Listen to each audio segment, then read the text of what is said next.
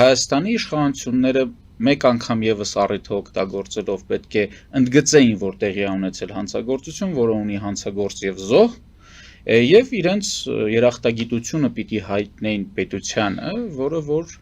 ուրեմն բարձրացնում է այս հանցագործության մասին իր գործողություններով։ Շատ խոսվեց այն մասին, որ Իսրայելը դա անում է իր շահերից ելնելով, դա միանշանակ այդպես է,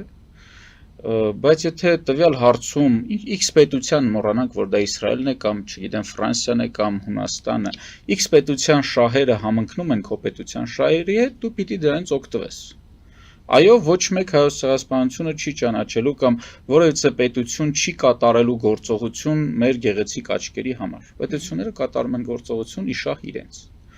Բայց երբ որ քո հետ իրենց շահը համընկնում է, դու պիտի օգտվես։ Մեր իշխանությունները ոչ միայն չօգտվեցին, այլ նրանք ամեն ինչ արեցին, որպեսզի այդ հանգամանքը ուղղակի Հայաստանում չարծացվի, կոծկվի եւ անցնենք առաջ։